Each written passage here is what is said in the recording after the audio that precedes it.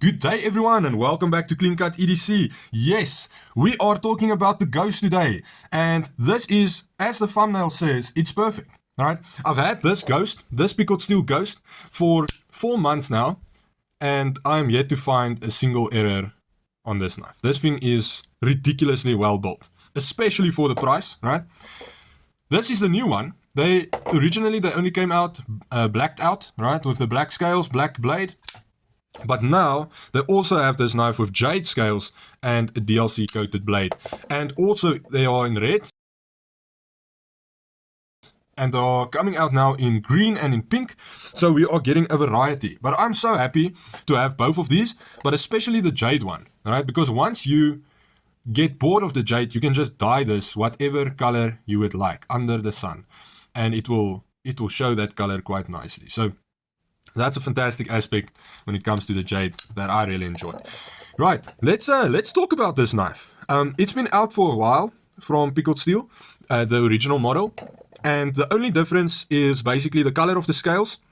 And then the original one only had one screw, whereas the newer ones come with both screws. So yeah, I know that some people like it or prefer it when there's a hole in their knife.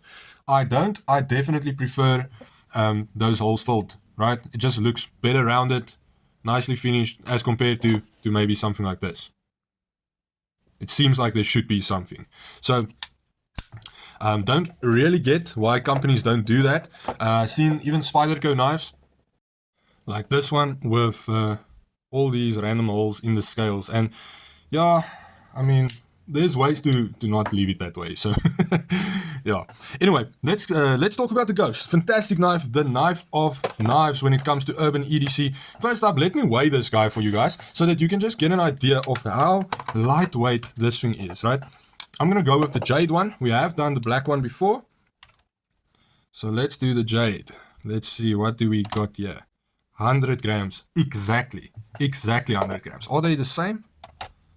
100 grams, so exactly the same as the older models, I'd say. That's super consistent. That's incredible. That's so cool. Okay, blade shape, people. Standard blade shape, right? We know this blade shape is super versatile. We have nice switching there, which will definitely enhance the strength of that tip, but it is quite a fine tip. And yes, full flat grind on this blade makes for a slicey little knife. Let's just check it out. Definitely a slicey monster. There we go. There we go, people. Nice. I'm gonna do another page because why not? Oh yes, man. Smooth as butter. As silk as butter. I don't know. Anyway, definitely fantastic blade shape. Good all-rounder blade shape. We have some jumping here at the spine, so you can actually creep up on this knife a little bit. And yeah, you can't choke up fully because there's no choil, but that's all good because the way your finger sits, you get a fantastic grip on this knife. So if you need to do some push cuts or carve something, it will work just fine. Now, I do mean, when I say perfect EDC, I mean urban EDC. So more general tasks rather than outdoor use, but you can absolutely use this knife in an outdoor setting. It has D2 steel, which is a tough steel with good edge retention, especially at a budget price. It does have a DLC coated blade, so no need to worry too much about it rusting or anything like that. You know, I know people say, oh, D2 rust, but it really doesn't rust. I mean, I've had my D2 knives for a long time, and I live close to the beach, and none of my knives have rusted yet. So I do maintain them, obviously, but you know, they just because they're not classified as a stainless steel doesn't mean they have zero rust-resistant properties, right? Okay, nice little sharpening choil there, so that will help quite a lot. That's fantastic. Oh, so this blade shape is so functional. The flipper does add sort of a guard, so that if you do slide up, you will slide into the flipper and not over the blade, which is fantastic. Now, the deployment. This thing is silky smooth. Silky smooth drop shot action on this, guys. The black one is even better because it's more broken in by now. I've had this one for like 4 months and this one 2 weeks. And they just get better over time, which is awesome because they are already basically perfect from the start. So that's terrific. It does run on ball bearings, so you get that ball bearing lightning fast action right there. Is it closed? No, it's open. Is it closed? No, it's open. So yeah, very smooth, very satisfying. Definitely a fidgetable knife. The decompression of the liner, so comfortable. Look at that. A little bit, you know, just rounded there. No hot spots. Very comfortable to decompress. The overall fit and finish of this knife is ridiculous. The tolerances are just off the charts. There is no blade play on this knife. Zero. Nothing.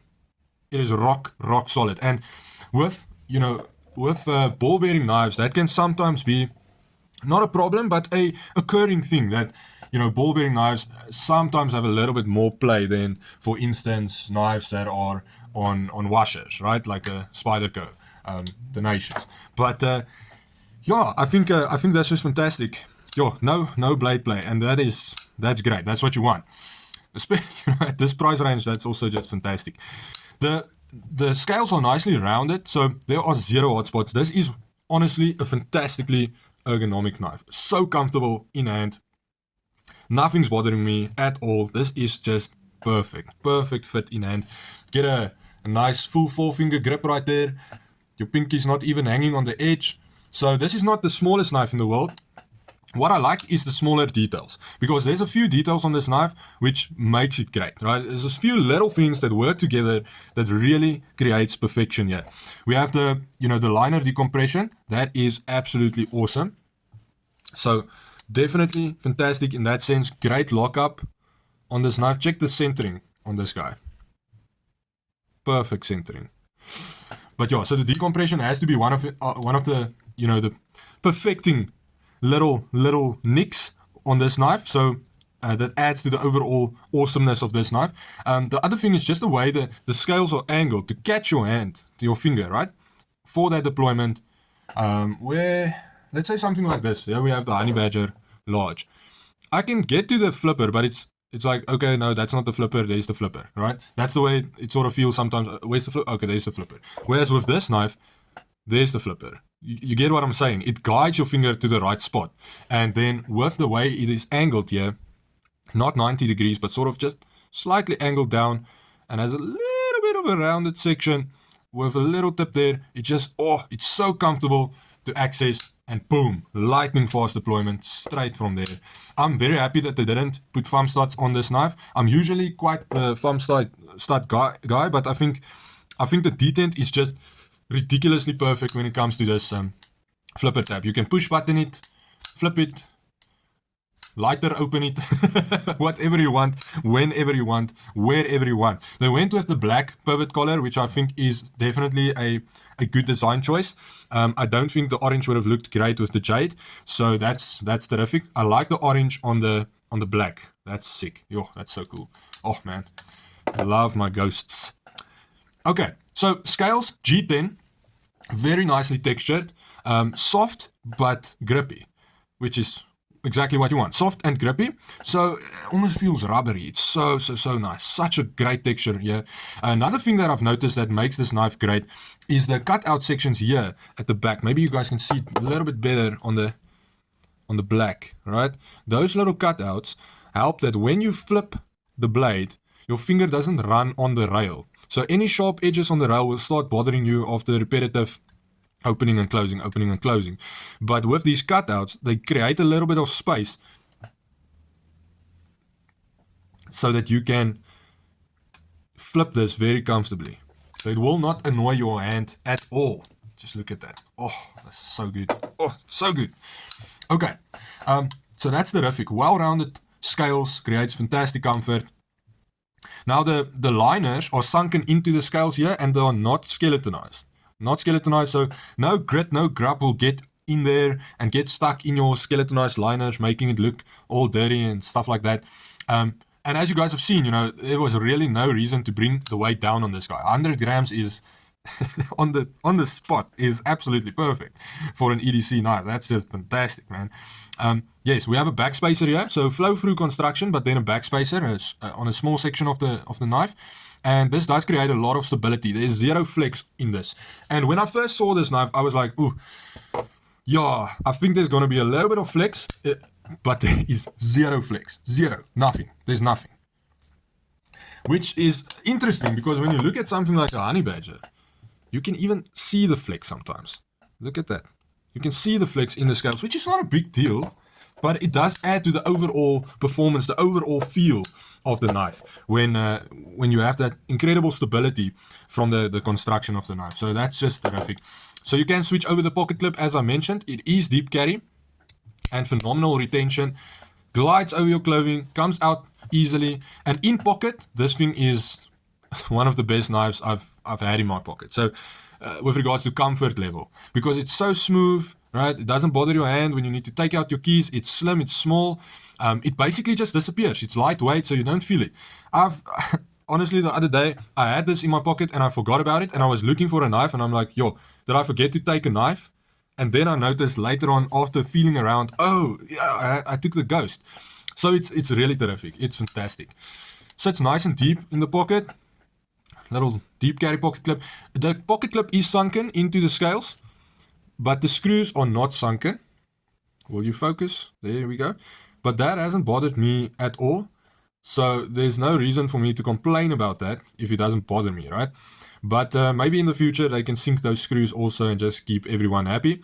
But what I've also seen when they leave screws like that, as compared to, what can I use now? As compared to the honey badger, it's almost like it grips your clothing down below, and then it also creates a little bit of a tuck snug at the top, so that your knife don't do this in your pocket, right? So that there's almost two retention points instead of one pivot point.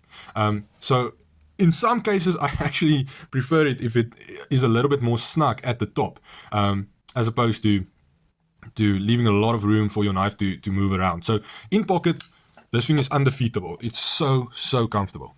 Yes, I love the Jade, and I'm definitely going to dye it probably in a few years' time and see what we can come up with. I'm thinking forest green, but now they have come out with a forest green one, so, you know, maybe I will go like this tan color, this coyote flat dark earth color. I think that would look awesome. Look at that. Almost like this knife, right? So then at the end it will look basically like this, and it will successfully replace my large honey badger. Let's do some size comparisons. We have a large honey badger here with the Ghost. Scale wise, handle wise, it is exactly the same, but then blade wise, we have a little bit of a shorter blade on the Ghost. Let's check out the Tenacious. This Tenacious has an Emerson mod. The Tenacious is a little bit like 3 millimeters shorter than the Ghost. We have here the Gerber Paralight, and we have the Ontario Cam Plus, and you guys can see that it is quite bigger than both of them, especially the Gerber. And then let's do a last one. We have the Furor. There we go, Furor. Love that blade. Oh, very nice knife. And the Viper, all from Pickled Steel. The Viper and the Ghost is basically nearly the same in size. That's incredible. Wow. And let's do a very last one. A little Kaiser mini bit lager. There we go. That one's just for fun. Okay, so terrific knife, people. Let's do some just dimensions real quick. We said that the weight was 100 grams, overall length 20 centimeters. I mean, that's in the sweet spot, right? Right between 21 and 19 is where you want it. So, that's perfect. Blade length is around almost 9 centimeters, 8.7 I'd say. And then the scales, yeah, is about 11.3. Okay, then we have a blade width of 2.7. Yes, 2.7. Scale width of 2.5. We have a blade stock thickness, I know, of 2.5, and that's just fine, right? It's a little bit smaller on the stock thickness, but it tapers down so nicely behind the edge, nice and thin, very slicey, very effective, lovely. Lovely, lovely. And then a scale width of, or thickness of 1.2. So nice and thin scales, comfortable in pocket, small, compact, but effective. I love this knife. Guys, check out the Ghost. Please, the links will be in the description. And have a knife day. Have a great day. Have a knife day. And remember that no knife means no life.